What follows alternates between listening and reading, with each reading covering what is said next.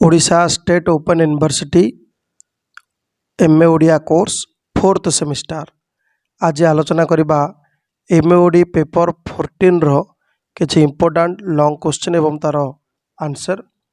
जेपर कि प्रथम रही गोटे प्रश्न, ओडिया लोकगीत री समाज चित्र वर्णना कर। उत्तर हला कला काल रे सृष्टि हेले हैं कालर अप्रतिहत प्रभाव केबे से मुक्त नुहे। सेथिपई कुहा जाइछि literature is the mirror of society. साहित्य से लिखित हेउ अबा मौखिक जो समाज रे से सृष्टि लाभ करिछि से समाज कथा से निश्चय कहिबो ही कहिबो, कारण मनीष परी ताहा मध्य गोटे समाज सृष्ट कला। कौनसी स्रष्टा सचेतन भावरे न हेले हैं तार अजाणतरी से बास करुवा समाज जीवन ता सृष्टि रूप पाई जाइथाए। नीति नियम और विधि व्यवस्था द्वारा परिचालित मनीष कौन सी समय समाज को फांकी निसंग जीवन जापन कदापि करिपारेना। गोष्ठी जीवन जापन करुवा चिंताशील यही मानव सही गोष्ठीगत जीवनर अनुभूति नीति नियम चाली चलनी हस कांद सुख दुख को प्रकाश करे। बहु मध्यरे निजको से देखे व्यक्तिर परिप्रकाश रे गोष्ठीर जीवन को अनुभव करे। सेथिपाई सृष्टि व्यक्तिगत हेले हैं आवेदन दृष्टि सार्वजनीन। एक निर्दिष्ट समय सीमा मध्यरी सृष्टि लाभ करथिले हैं भाववस्तु दिगरु यह सार्वकालिक।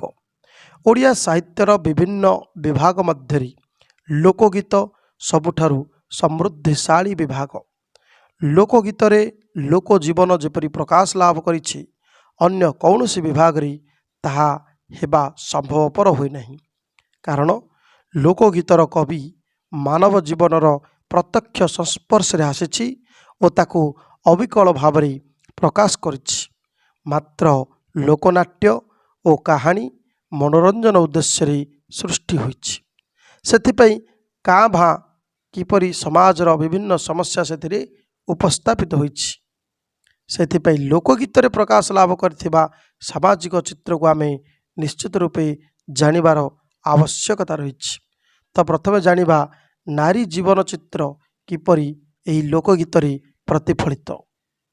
नारी और पुरुषर सम्मिश्रण रे ए समाज गठित। मात्र समाजर बा परिवारर सुस्थ परिचालन रे नारीर भूमिका मुख्य। से जाया जननी पुणी भगिनी से सर्वं सहा धरित्री स्वरूपा। नारीर गोटे रूप नारीर दुईटी रूप रही। गोटे है ध्वंसकारिणी आउ गोटे है सृष्टिकारिणी। प्रथम रूप अपेक्षा द्वितीय रूप बेस महियान एवं गरियान। लोकगीतर अधिकांश भाग नारी द्वारा ही रचित। ता जीवनर दुख और निर्यातनार कहानी रे यह होई उठे रससिक्त। तथापि लोकगीत रे प्रकाश लाभ करथिबा नारी स्नेहमयी ममतामयी और सर्वं सहा पुरुष। तथापि लोकगीत रे प्रकाश लाभ करिछि जे नारी हेउछि स्नेहमयी ममतामयी एवं सर्वं सहा। पुरुष प्रधान समाज रे तार भूमिका नगण्य हेले हैं से केबे एथिप्रति प्रतिवाद करी नहीं किंबा आक्षेप करी नहीं।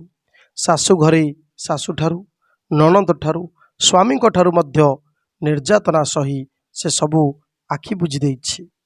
केवल कांदिछि सिना अन्य काहाकू कंदेइबाकू चाहि नहीं। ता दुखरी भागीदार करबाकू चेष्टा करी नहीं। भाग्यवाद रे विश्वासी ओडिया नारी केवल भाग्य को आदरी पड़ी रही।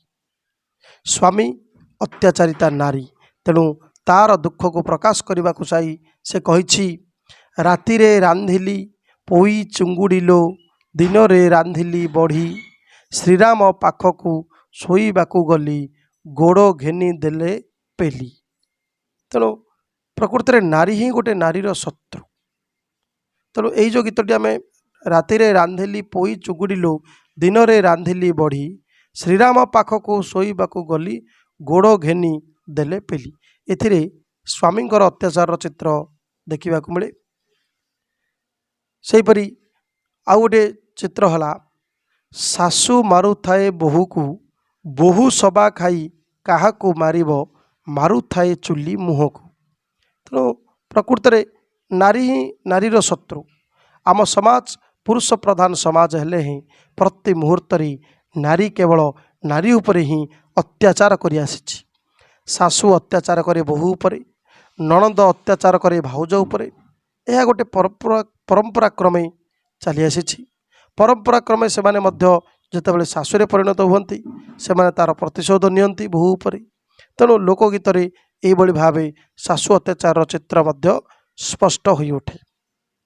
କେବଳ ସେତିକି ନୁହଁ, ବିଭିନ୍ନ ଖାଦ୍ୟ ସମ୍ପର୍କିତ ମଧ୍ୟ ଚିତ୍ର ରହିଛି ଓଡ଼ିଆ ଲୋକଗୀତରେ। ଓଡ଼ିଆ ସମାଜରେ କେଉଁ ସବୁ ଖାଦ୍ୟ ପ୍ରଚଳିତ, ଓଡ଼ିଆ ନାରୀ ନିଜେ ରୋଷେଇ କରି ଅନ୍ୟମାନଙ୍କୁ ଖୁଆଇବାରେ ଆନନ୍ଦ ଲାଭ କରେ। ରୋଷେଇ କାର୍ଯ୍ୟରେ ନିଜ ହସ୍ତର ନିପୁଣତା ପ୍ରଦର୍ଶନ କରିବାକୁ ସେ ବେଶ ଆଗ୍ରହୀ। ସେଥିପାଇଁ ବିଭିନ୍ନ ପର୍ବପର୍ବାଣୀ ଓ ଉତ୍ସବ ମାନଙ୍କରେ ବହୁ ପ୍ରକାର ଓଡ଼ିଆ ଖାଦ୍ୟ ଘରେ ସବୁ ତିଆରି ହୁଏ। ଲୋକଗୀତରେ ଏହିପରି ବିଭିନ୍ନ ଖାଦ୍ୟର ବର୍ଣ୍ଣନା ରହିଥିବା ମଧ୍ୟ ଲକ୍ଷ୍ୟ କରାଯାଇପାରେ। ଯେପରିକି ବଡ଼ ଓଷାରେ ଗଜ ମଣ୍ଡା, ଖିରିସା ପାଣିରେ ମରିଚ ଗୁଣ୍ଡା। ଗରିବ ଓଡ଼ିଆମାନଙ୍କର ଖାଦ୍ୟ ସମ୍ପର୍କରେ ଉଲ୍ଲେଖ ଶଗଡ଼ିଆ ଗୀତରେ ମଧ୍ୟ ଖାଦ୍ୟ ପଦାର୍ଥର ବିଷୟ ବର୍ଣ୍ଣନା।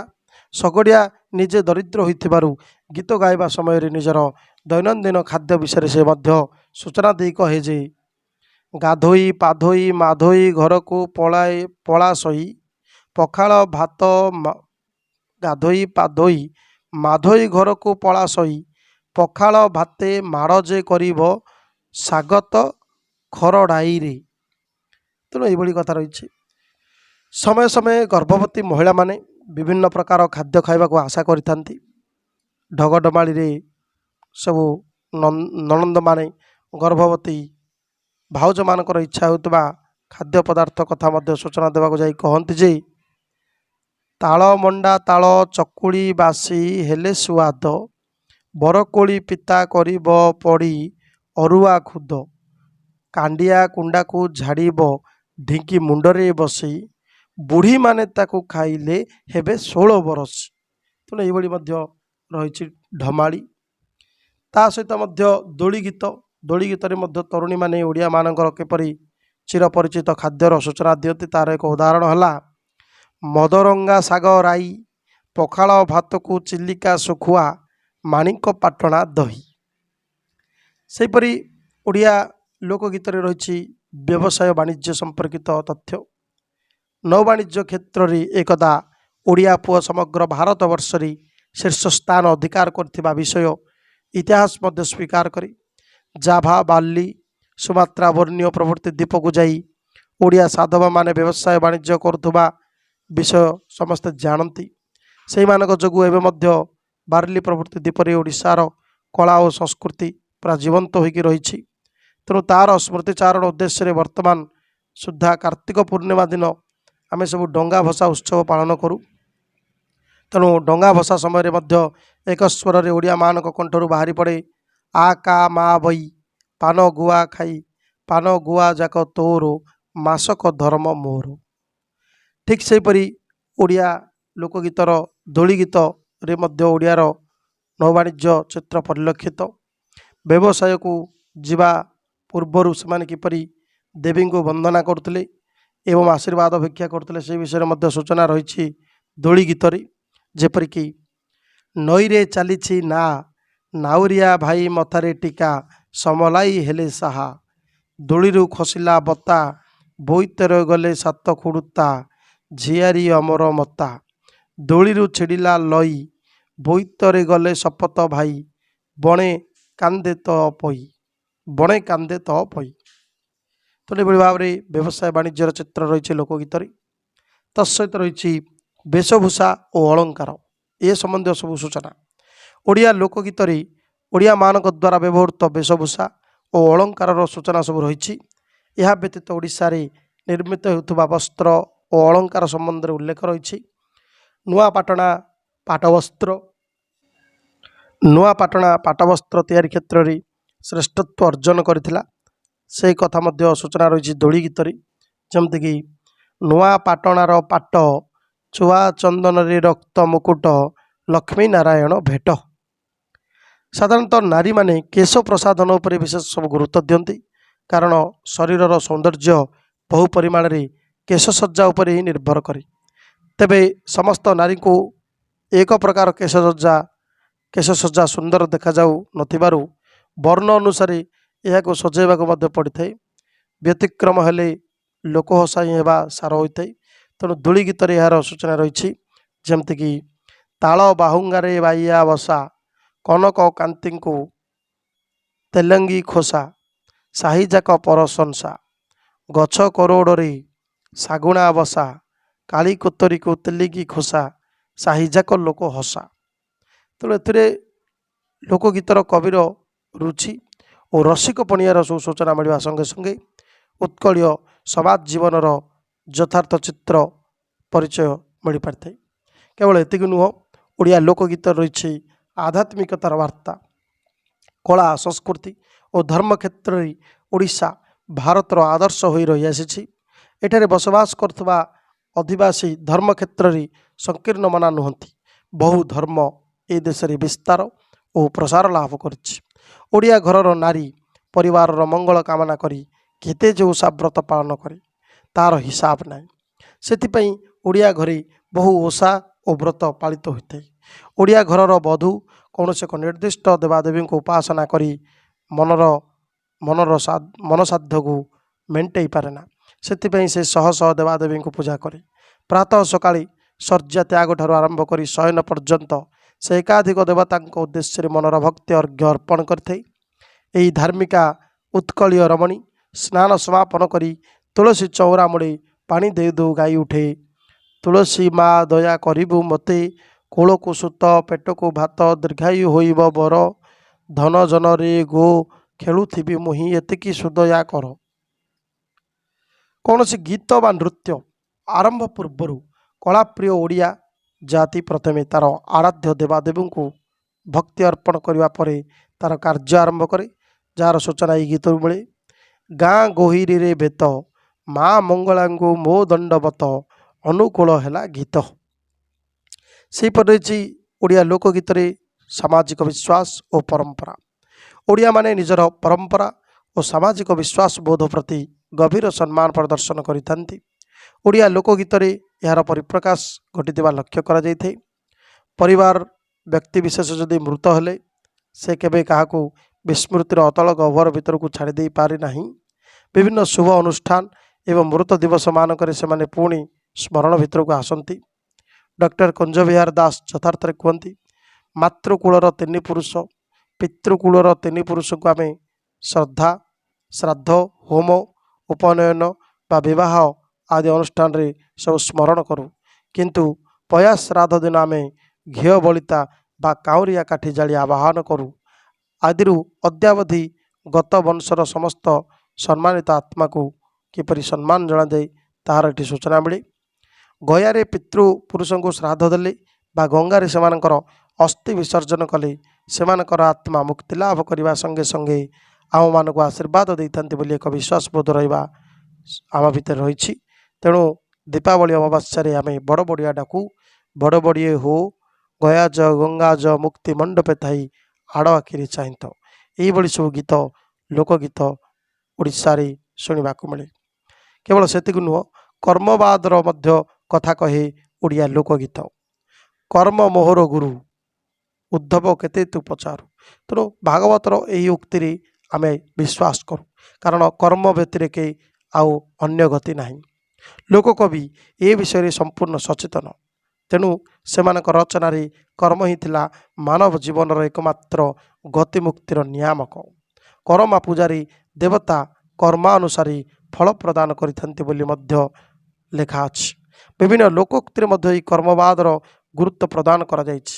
ଯେମିତିକି ଯେଣେ ଯିବୁ ତେଣେ ଯା କର୍ମ ଘେନି ବୁଲୁଥା। ତେଣୁ କେବଳ ମଣିଷ ନୁହନ୍ତି, ଦେବତା ମଧ୍ୟ ମର୍ତ୍ତ୍ୟରେ ମାନବ ଜନ୍ମ ହୋଇ ଜନ୍ମ ଲାଭ କଲେ ତାଙ୍କୁ ବି କର୍ମର ଫଳ ଭୋଗ କରିବାକୁ ପଡ଼େ। ଭଲ କର୍ମର ଫଳ ଭଲ, ମନ୍ଦ କର୍ମର ଫଳ ମନ୍ଦ ହିଁ ହୋଇଥାଏ। କା କର୍ମକୁ ଘିଅ ସାକର, କା କର୍ମକୁ ଲଡ଼ୁ, କା କର୍ମକୁ ଖାରିଆ ଖଡ଼ା ଚୋବେଇ ଚୋବେଇ ମରୁ। ଏଇଭଳି ସବୁ ଗୀତ ପ୍ରଚଳିତ, ଯେଉଁଥିରୁ କର୍ମବାଦର ଶୁଭ କର୍ମର ଫଳ କିପରି ଶୁଭ ହିଁ ହୁଏ, ଅଶୁଭ କର୍ମର ବା ମନ୍ଦ କର୍ମର ଫଳ ମନ୍ଦ ହିଁ ହୁଏ, ତାର ଚିତ୍ର ଦେଖିବାକୁ ମିଳେ। ସେହିପରି ଓଡ଼ିଶା କୃଷି ପ୍ରଧାନ ପ୍ରଦେଶ, ଏଣୁ କୃଷି ଏବଂ କୃଷକଙ୍କ କଥା ଓଡ଼ିଶାର ଏହି ଲୋକଗୀତରେ ଗୁଞ୍ଜରଣ ହୁଏ। ପଲ୍ଲୀର ଜୀବନ ମୁଖ୍ୟତଃ କୃଷିକୈନ୍ଦ୍ରିକ। ବର୍ତ୍ତମାନ ପରି ଅତୀତ ସମାଜ ଚାକିରି ମୁଖାପେକ୍ଷୀ ଏମିତି ନଥିଲା, କିମ୍ବା ସରକାରୀ ଚାକିରି ମଧ୍ୟ ଏତେ ପରିମାଣରେ ନଥିଲା। ପଲ୍ଲୀ ଜନତା ମୁଣ୍ଡ ଝାଳ ତୁଣ୍ଡରେ ମାରି ମାଟି ସଙ୍ଗେ ମାଟି ହୋଇ କୃଷି କାର୍ଯ୍ୟ କରୁଥିଲେ। ସେଥିରୁ ଯାହା ପାଉଥିଲେ ସେଥିରେ ବର୍ଷ ଯାକ ଚଳି ଯାଉଥିଲେ। ସେଥିପାଇଁ କୁହାଯାଏ, ଚାଷ ନାହିଁ ଯାହାର, ବାସ ନାହିଁ ତାର। କୃଷି ଉପରେ ବିଶ୍ୱାସ କରୁଥିବାରୁ ତାର ଦେବାଦେବୀ ମଧ୍ୟ ସେହି କୃଷକ ପରିବାରର ସଦସ୍ୟ ମଧ୍ୟ ହୋଇଯାଇଛନ୍ତି। ଲଙ୍ଗଳରେ ଚାଷ କରିବା ସମୟରେ ଏହାର ସୃଷ୍ଟିକର୍ତ୍ତା ବଳରାମକୁ ସେ ସ୍ୱୟଂ କୃଷିର ଦେବତା ବୋଲି ଅବତାରଣ କରିଛି। ଯେମିତିକି ଅନନ୍ତ ଯେତେବେଳେ ହଳ ଜାତ କଲେ, କ୍ଷଣକେ ନବଦୀପ ବୁଲାଇ ଆଣିଲେ, କଳ୍ପବଟ ମୂଳେ ଉଭା କରାଇଲେ, ଡାକିତ ପ୍ରଧାନକୁ ହୋ ଅନନ୍ତ ଲଙ୍ଗଳ ସଜ ଦେଲେ। ତା ଦୃଷ୍ଟିରେ ମଧ୍ୟ ରାମ ଲକ୍ଷ୍ମଣ ସୀତା ଦେବାଦେବୀ ନୁହନ୍ତି, ସେମାନେ ହେଉଛନ୍ତି ସ୍ୱୟଂ କୃଷକ ପରିବାରର ଲୋକ। ଏମାନଙ୍କୁ ସେ କୃଷକର ମଧ୍ୟ ମର୍ଯ୍ୟାଦା ପ୍ରଦାନ କରିଛି। ଯେପରିକି ରାମ ଲକ୍ଷ୍ମଣ ଦୁଇ ଗୋଟି ଭାଇ, ରାମ ଫାନ୍ଦେ ଲଙ୍ଗଳ ଲକ୍ଷ୍ମଣ ଫାନ୍ଦେ ମଇ, ପଲ୍ହା ପର ଶିବ ଲକ୍ଷ୍ମଣ ସୀତୟା ଯିବେ ରୁଇ ହୋ। ଏଭଳି ଭାବରେ ମଧ୍ୟ ଧାନରୁଆ ଗୀତରୁ ସ୍ପଷ୍ଟ ଜଣାପଡ଼େ କିପରି ଏଠି ରାମ ଲକ୍ଷ୍ମଣ ସୀତା ଦେବାଦେବୀଙ୍କୁ ସେମାନେ କୃଷକ ପରିବାରର ଲୋକେ ମନେ କରିଛନ୍ତି। କେବଳ ରାମ ଲକ୍ଷ୍ମଣ ସୀତା କାହିଁକି, ରାଧାକୃଷ୍ଣ ମଧ୍ୟ ଏଥିରୁ ବାଦ ପଡ଼ିନାହାନ୍ତି। ତା ଦୃଷ୍ଟିରେ ପୁରାଣ ଚରିତ୍ର ଓ ନିଜ ମଧ୍ୟରେ କୌଣସି ସେମିତି ପାର୍ଥକ୍ୟ ନାହିଁ। ସେଥିପାଇଁ ଲୋକଗୀତରେ ପ୍ରକାଶ ଲାଭ କରିଥିବା ସବୁ ଚରିତ୍ର କୃଷକ ସମ୍ପ୍ରଦାୟର।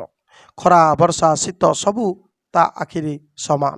ସେଥିପାଇଁ ବୋଧହୁଏ ହଳିଆ ସମ୍ପର୍କରେ କୁହାଯାଇଛି ଯେ, ଖରା ସହେ ମେରୁ, ଖରା ସହେ ଗୋରୁ, ଖରା ସହେ ମୂଲିଆ ବାପୁଡ଼ା, ଖରା ସହେ ତରୁ। କୃଷକ ଜୀବନର ବହୁ ଚିତ୍ର ଏହିପରି ଭାବେ ହଳିଆ ଚିତ୍ରରେ ମଧ୍ୟ, ହଳିଆ ଗୀତରେ ମଧ୍ୟ ପରିଦୃଷ୍ଟ ହୋଇଥାଏ। ସେହିପରି ରହିଛି ବିବାହ। ବିବାହ ସମ୍ବନ୍ଧୀୟ କଥା ଏହି ଲୋକଗୀତରେ। ଲୋକକବି ତାର ଦୈନନ୍ଦିନ ଜୀବନରେ ବହୁ ବିବାହ ଦେଖିଛି, ତାକୁ ଅବିକଳ ଭାବରେ ପ୍ରକାଶ କରିବାକୁ ଚେଷ୍ଟା କରିଛି। ସେତେବେଳେ ବୈଦିକ ରୀତିରେ ବିବାହ ପ୍ରଚଳିତ ଥିବାର ଜଣାଯାଇଥାଏ। ସମୟେ ସମୟେ ଲୌକିକ ମଣିଷ ପରିବର୍ତ୍ତେ ସେ ପୌରାଣିକ ଚରିତ୍ରମାନଙ୍କୁ ଉପସ୍ଥାପିତ କରିଛି। ଯେପରିକି ରାମର ବିଭାକୁ ଲକ୍ଷ୍ମଣ ବର ଜାତି, କନକ ମୁଣ୍ଡାଇ ଟେକି ଦେଲେ ଛତି, ଛତି ଚାରି ପାଶେ ବଉଳ ମୁକୁତା ଲେନ୍ଥି ଲେନ୍ଥି ହୋ। ତେଣୁ ଉକ୍ତ ବର୍ଣ୍ଣନାରେ ପୌରାଣିକ ସତ୍ୟତା ଅବଶ୍ୟ ନଥାଇପାରେ, ତେବେ ସରଳ ପଲ୍ଲୀ ମଣିଷର ଦୈନନ୍ଦିନ ଜୀବନର ଚିତ୍ର କିନ୍ତୁ ଏଥିରୁ ବିରଳ ନୁହେଁ। ସେହିପରି ରହିଛି ପ୍ରେମର ଚିତ୍ର। ଲୋକ ସାହିତ୍ୟ ସ୍ରଷ୍ଟା କେବଳ ଯେ ଖାଲି ବାସ୍ତବବାଦୀ ଏହା ନୁହଁ, ପରନ୍ତୁ ସେ ଜଣେ ରସିକ ପ୍ରକୃତିର ବ୍ୟକ୍ତି ମଧ୍ୟ। ତା ମନରେ ବି ପ୍ରେମ ଭାବନା ସୃଷ୍ଟି ହୁଏ। ହଳ କରିବା ସମୟରେ, ଶଗଡ଼ ନେଇ ଯାଉଥିବା ବେଳେ, ମଇଁଷି ଚରାଉଥିବା ସମୟରେ କିମ୍ବା ରଜଦୋଳି ଖେଳିବା ବେଳେ ଗ୍ରାମର ତରୁଣ ଓ ତରୁଣୀ ପ୍ରେମ ଦରିଆରେ କିପରି ଉବୁଟୁବୁ ହୋଇଯାଆନ୍ତି ତାର ବର୍ଣ୍ଣନା ରହିଛି। କଳ୍ପନା ଚକ୍ଷୁରେ ନିଜକୁ ନାୟକ ଆଉ ନାୟିକାର ଭୂମିକାରେ ଅବସ୍ଥାପିତ କରି ପୁଲକିତ ହୁଏ ଲୋକକବି।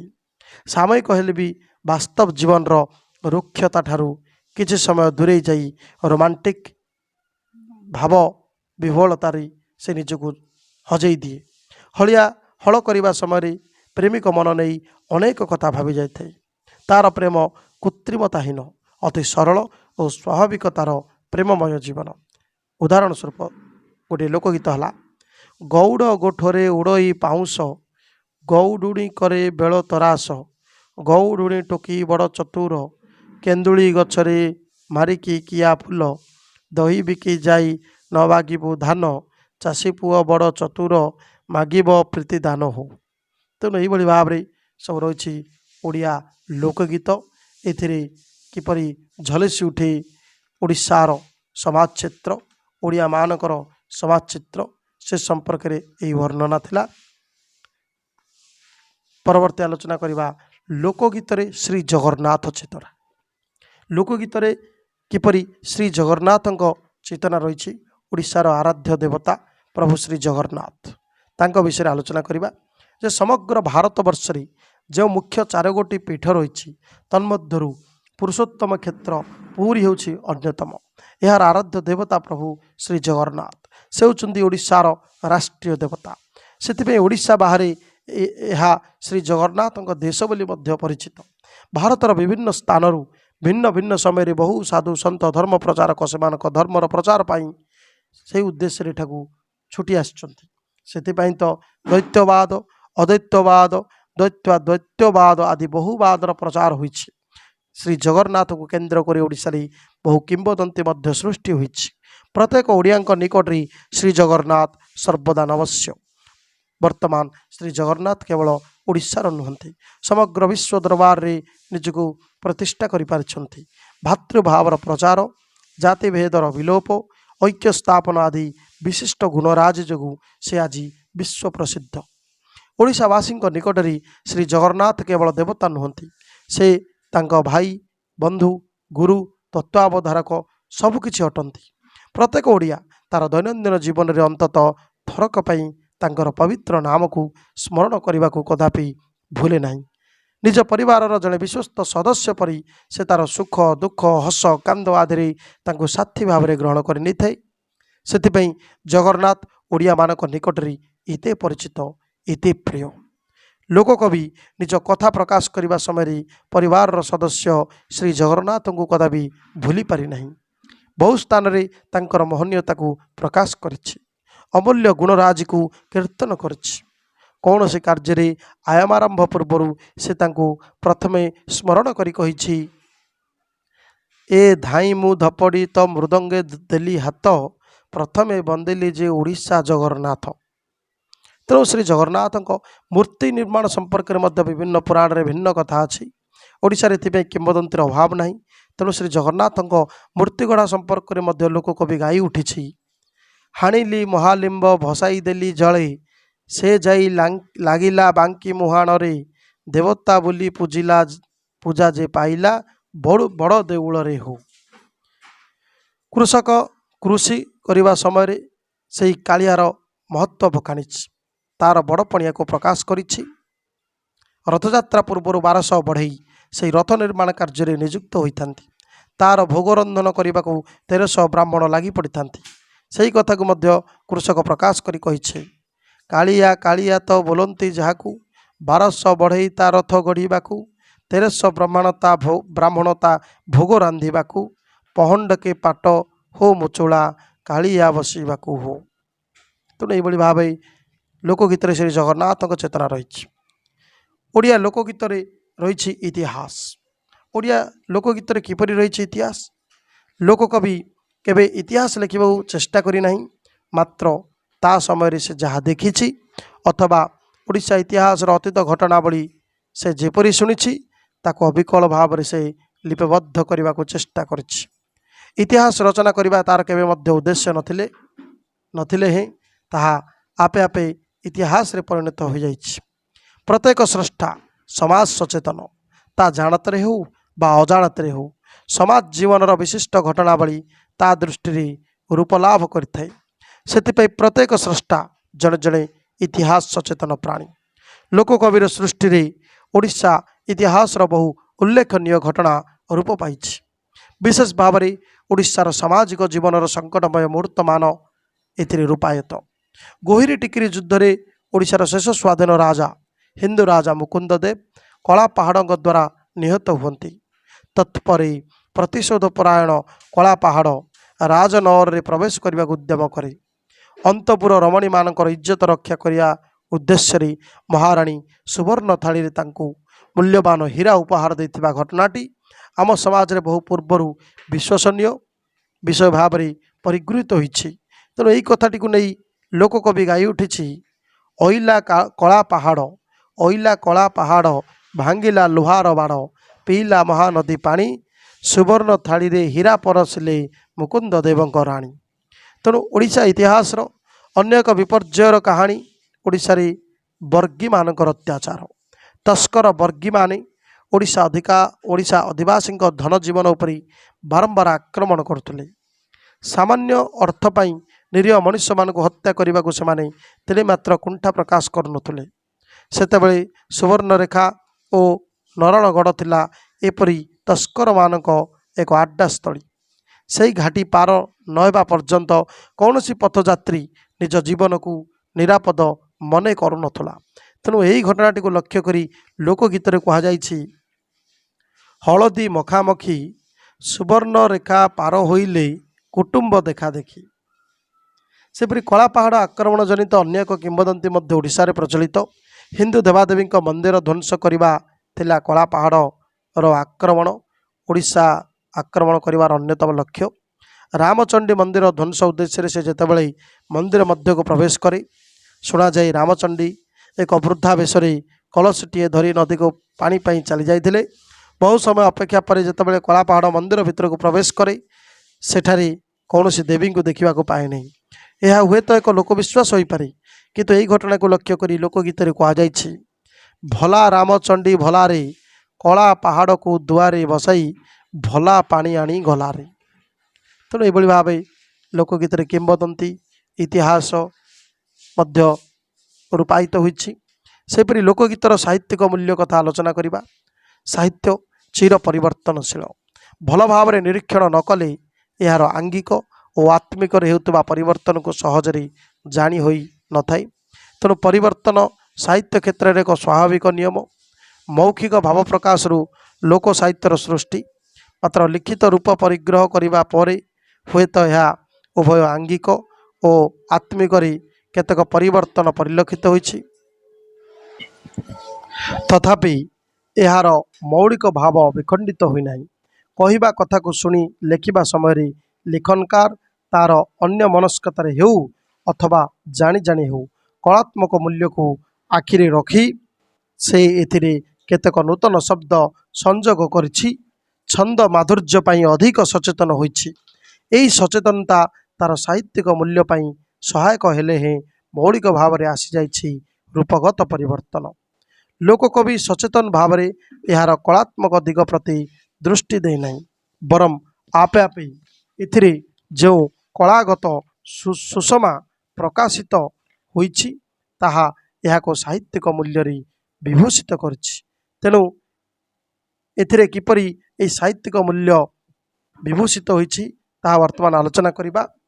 ଲୋକଗୀତରେ ରହିଛି ରସ ପରିଚର୍ଯା, ଅର୍ଥାତ୍ ଶୃଙ୍ଗାର ରସ, କରୁଣ ରସ, ହାସ୍ୟ ରସ, ବୀର ରସ, ବାତ୍ସଲ୍ୟ ରସ, ବର୍ଣ୍ଣନା ବିଳାସ, ଏହିଭଳି ବହୁ ବିଶେଷତ୍ୱରେ ଏହା ରସାୟନିତ ହୋଇଛି। ଯେପରିକି ଶୃଙ୍ଗାର ରସ ରହିଛି, ଗୋଟିଏ ବର୍ଣ୍ଣନା ହେଲା, ବୁଣି ଗଲି ମାଘି ରାଶି ଭେଣ୍ଡା ଲୋଡ଼ୁଥିଲା 16 ବରଷି ଦେଉଳ ପଛ ଆଡ଼େ ଗଲି ପଶି ଦୋଳି ଉଞ୍ଚେ ଗଲା ଚାଲି ଖସି ଆସୁ ଆସୁ କିବା ଦେଖିଲି ପରାଣ ସମର୍ପି ଦେଲି କାଟିଲି ସୁଗନ୍ଧ ବେଣା ନାସ୍ତି କରୁ କରୁ ଧଇଲେ ଡେଣା କରି ନ ପାରିଲି ମନା। କରୁଣ ଏଥିରୁ ଆସୁଛି ଶୃଙ୍ଗାର ରସ। ସେହିପରି କରୁଣ ରସର ଉଦାହରଣ ହେଲା, ବାରି ପୋକଶୁଙ୍ଘା ମରି ପଡ଼ିছিল ଖୁଡ଼ି ମୋତେ ତ ସଙ୍କଟ ମାଡ଼ି ପଡ଼ୁছিল ଖୁଡ଼ି କଷି କରମଙ୍ଗା ହିଙ୍ଗୁ ଆଚାର ଲୋ ଖୁଡ଼ି କନସେଇ ହୃଦୟରେ ନାଇଁ ବିଚାର ଲୋ ଖୁଡ଼ି କୋଇଲି ଝୁରଇ କୁଞ୍ଜବନକୁ ଲୋ ଖୁଡ଼ି ମୁହିଁ ତ ଝୁରୁଥିବି ତୁମ୍ଭମାନଙ୍କୁ ଲୋ ଖୁଡ଼ି କୋଇଲି ଝୁରଇ କୁଞ୍ଜବନକୁ ଲୋ ଖୁଡ଼ି ମୁଁ ତ ଝୁରୁଥିବି ରୋଷେଇ ଶାଳ ଲୋ ଖୁଡ଼ି। ତେଣୁ ଏଠି ରହିଛି ଗୋଟେ ଝିଅର ଶାଶୁ ଘରକୁ ଗଲାବେଳେ କାନ୍ଦଣାର ଅର୍ଥାତ୍ କରୁଣ ରସ ଏଥିରୁ ନିର୍ଗତ ହେଉଛି। ସେହିପରି ରହିଛି ହାସ୍ୟରସ, ଯେପରିକି କୌଣସି ଅସଙ୍ଗତି କିମ୍ବା ବାକ୍ ଚତୁରୀ ଭଙ୍ଗୀ ବିକୃତି ଏସବୁ ଆମ ମନରେ ହାସ୍ୟ ଉଦ୍ରେକ କରିଥାଏ। ତେଣୁ ଏହିଭଳି ଭାବେ ହାସ୍ୟରସ ମଧ୍ୟ ରହିଛି ଲୋକଗୀତରେ। ଯେପରିକି ତହୁ କାଞ୍ଜି ଗଲା ଖରେ ଖରେ ଯାଇ ପଶିଲା କମାର ଘରେ ଏଣୁ କମାର ତେଣୁ କମାର କାଞ୍ଜିକି ଦେଲେ ଲୁହା ପାହାର। ସେହିପରି ବୀରରସ ମଧ୍ୟ ରହିଛି ଲୋକଗୀତରେ। ଯେପରିକି ଛାତିରେ ବସିବ କାତି ବାହାରିବ ପିତ କରିବୁ ବାନ୍ତିରେ ଛିଣ୍ଡିଯିବ ତୋର ସବୁ ଅନ୍ତି ବୀରରେ ନାଇଁ ତ କଳିଙ୍ଗ ଅଙ୍ଗ ଜିଣିବ ସଙ୍ଗାତ ଲୋ କଳିଙ୍ଗ ଅଙ୍ଗ ଜିଣିବ ହାତୀ ଘୋଡ଼ା ଚଢ଼ି ପଟୁଆର କରି ଭାଇ ମୋର ଆସୁଥିବ। ସେପରି ରହିଛି ବାତ୍ସଲ୍ୟ ରସ। ଆ ଜହ୍ନ ମାମୁଁ ଶରଦ ଶଶୀ ମୋ କାନୁ ହାତରେ ପଡ଼ରେ ଖସି ଦୁଧ ଭାତ ସର ଅନେକ ଦେବା ସନ୍ତୋଷ କରି ଘରକୁ ନେବା। ନାଇଁ ତ ପିଲାମାନଙ୍କୁ ଶୁଆଇ ଦେଲା ବେଳେ ମା ମାନେ ଗାଆନ୍ତି, ଧୋରେ ବାଇଆ ଧୋ ଯୋଉ କିଆରିରେ ଗହଳ ମାଣ୍ଡିଆ ସେଇ କିଆରିରେ ଶୋ। ସେହିପରି ରହିଛି ବର୍ଣ୍ଣନା ବିଳାସୀ। ବର୍ଣ୍ଣନା ବିଳାସର କଥା ଲୋକକବି କେବଳ ବାସ୍ତବବାଦୀ ଦୃଷ୍ଟିକୋଣରୁ ଯେ କବିତା ରଚନା କରିଛି ତାହା ନୁହଁ। ସମୟ ସମୟ କିଛି ବର୍ଣ୍ଣନା ମଧ୍ୟ ରହିଛି ତାର ଏହି ଲୋକଗୀତରେ।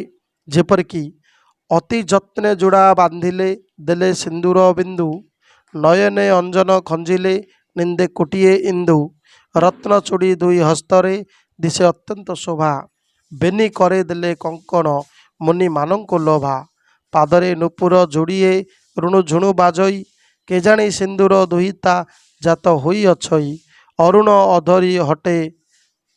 ଅଧରି ହଟେ ସେ ହାର କନକ ଗୋରି ସ୍ୱର୍ଗର ନାୟିକା ମାନେ ଯେ ତାକୁ ନୋହିବେ ସରି। ସେହିପରି ଛନ୍ଦଗତ ବୈଚିତ୍ର୍ୟ ମଧ୍ୟ ଲୋକଗୀତ ଗୁଡ଼ିକରେ ରହିଛି। ସିଏ ତ୍ରିଅକ୍ଷର ଛନ୍ଦ ହେଉ, ଚତୁଅକ୍ଷର ଛନ୍ଦ, ପଞ୍ଚାକ୍ଷର ଛନ୍ଦ, ଷଡ଼କ୍ଷର ଛନ୍ଦ, ସପ୍ତାକ୍ଷର ଛନ୍ଦ କିମ୍ବା ଭାଟିଆରୀ, ମଙ୍ଗଳ ଧନାଶ୍ରୀ, ଭୈରବୀ ଆଦି ବହୁ ପ୍ରକାର ଛନ୍ଦ ବୈଚିତ୍ର୍ୟ ପରିଲକ୍ଷିତ ହୋଇଥାଏ। ତା ସହିତ ପ୍ରବାଦ ପ୍ରବଚନ ଏସବୁରେ ସାହିତ୍ୟିକ ମୂଲ୍ୟରେ ଏ ଲୋକଗୀତରେ ପରିବେଷିତ ହୋଇଥାଏ। ଉପମା ରୂପକ ପ୍ରତୀକ ଭଳି ଅଳଙ୍କାରମାନ ମଧ୍ୟ ବ୍ୟବହାର ହୋଇଥାଏ ଏହି ଲୋକଗୀତରେ। ଯେପରି ଟୁପୁ ଟୁପୁ ପାଣି କାନ୍ଥକୁ ଛାଟେ ଟୁପୁ ଟୁପୁ କଥା କଲିଜା କାଟେ ଅଥବା ସମୁଦ୍ର ସଙ୍ଗରେ ଶଙ୍ଖ ସଙ୍ଗାତ କୁଜି ଗେଣ୍ଡା ଦେଖି ବସିଲ ମିତ ହେ ବାପା। ସେମିତି ଦୋଳି ଗୀତରେ ମଧ୍ୟ ରହିଛି ପଟାକୁ ପଟା ଲାଗିଛି ଏକଣା ପଟାରେ ମଲ୍ଲି ଶୋଇଛି ଗହମ ନିଦ ଲାଗିଛି। ସେହିପରି ସ୍ୱର୍ଗରୁ ପଡ଼ିଲା ଟେକାଟିଏ ତା ମୁଣ୍ଡରେ ଟୋପିଟିଏ। ଏହା ହେଉଛି ତାଳ। ତାଳକୁ ନେଇକରି ଗୋଟିଏ ଢଗଢମାଳି ପରି ଏହାକୁ ଲେଖାଯାଇଛି। ସେପରି ହଳଦୀ ଗୁରୁ ଗୁରୁ ରାମ ରାଉତ ଘରେ ଭାତ ନାହିଁ ପୁଅ ବହୁତ, ଏଇଟା ପଣସଟା। ସେପରି ଏତିକି ଟିକିଏ ମାଙ୍କଡ଼ ଭୁଇଁକି ମାରେ ଚାପଡ଼, ଏଇଟା କୋଡ଼ିଟା। ଏ ଖୁମ୍ବ ସେ ଖୁମ୍ବ ବାଜେ ଘୁମ ଘୁମ ମଝି ଖୁମ୍ବ ହେଲା ପାନିଆ ଶହ ଶହ ବର ଜଗି ବସିଛନ୍ତି କେଉଁ ବାଟେ ଗଲା କନିଆ। ଇଏ ହେଉଛି ମଣିଷର ଜୀବନ ବା ଆତ୍ମାଟା, ଅର୍ଥାତ୍ ସମସ୍ତେ ଜଗି ବସୁଛନ୍ତି ସେ କେଉଁ ପଟେ ମରିଗଲା ବା ଚାଲିଗଲା ତାର ଆତ୍ମାଟା ଦେହ ଛାଡ଼ିକି। ତେଣୁ ଏଭଳି ସବୁ ବାର୍ତ୍ତା ମଧ୍ୟ ରହିଛି। ତା ସହିତ ମଧ୍ୟ ରହିଛି ଅପୂର୍ବ ସାଙ୍ଗୀତିକତା, ଗୀତିମୟତା, ମାଧୁର୍ଯ୍ୟ, ଯେମିତିକି ଜାମୁଡାଳି ଗୀତରୁ ଜଣାପଡ଼େ। ଏଥିରେ ନଟ ଆଉ ହିନ୍ଦୁସ୍ତାନୀ ବିଲାବଲ ରାଗର ସ୍ୱରୂପ ମଧ୍ୟ ରହିଛି। ଯେମିତିକି କହିବି ଗୋଟିଏ କଥା ଜାମୁଡାଳି କହିବି ଗୋଟିଏ କଥା କହିବାକୁ ମୋତେ ଡର ଲାଗୁଛି ମୋ ଜାମୁଡାଳିରେ କାଳେ କଟିଯିବ ମୋର ମଥା ଜାମୁଡାଳିରେ କଟିଯିବ ମୋର ମଥା। ଏଇଠି ଯଦି ଦେଖିବା ସଙ୍ଗୀତ ଶାସ୍ତ୍ରର ନିୟମ ଅନୁସାରେ ଏହା ରଚିତ।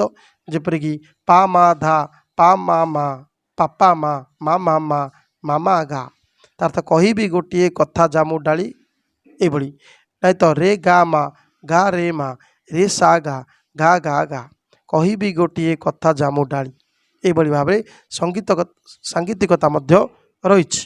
ସେହିପରି ରହିଛି ନାରୀ ମନସ୍ତତ୍ଵ।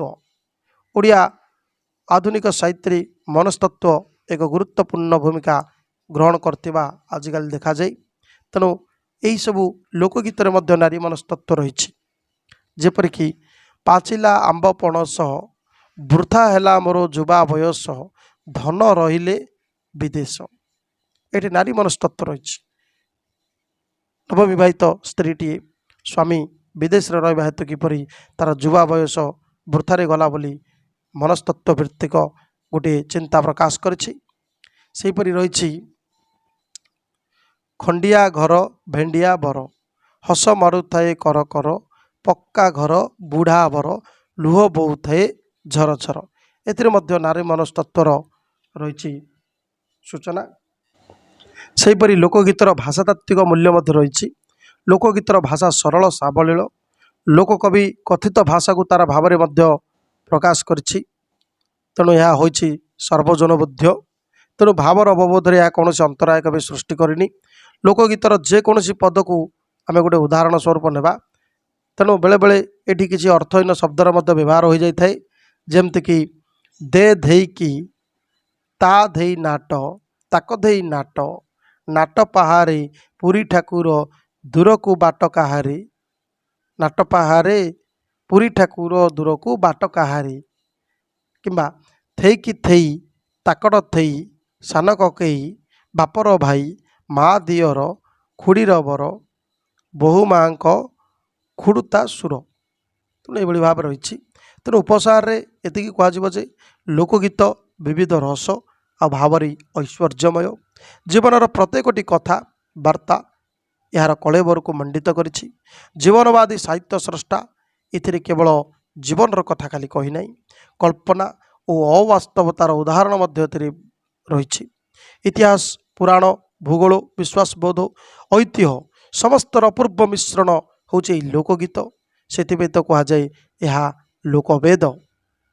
ଏହା ଯେପରି ପଥଶ୍ରାନ୍ତ ପଥିକର କ୍ଳାନ୍ତିକୁ ଅପନୋଦନ କରିପାରେ, ସେହିପରି ଝାଞ୍ଜି ଖରାରେ ହଳ କରୁଥିବା ଶ୍ରମିକର ଶ୍ରମକୁ ଲାଘବ ମଧ୍ୟ କରିପାରେ।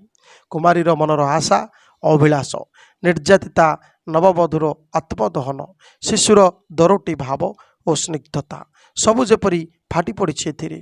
ତେଣୁ ଏ କଥାରେ କହିଲେ ପୁରାଣ ଠାରୁ ଇତିହାସ ପର୍ଯ୍ୟନ୍ତ, ଭୂଗୋଳରୁ ଦର୍ଶନ ପର୍ଯ୍ୟନ୍ତ, ଜୀବନରୁ ବାସ୍ତବତା ପର୍ଯ୍ୟନ୍ତ ସବୁକିଛି ଦେଖିବାକୁ ଚାହିଁଲେ ତାହା ଲୋକଗୀତରେ ମିଳିପାରିବ।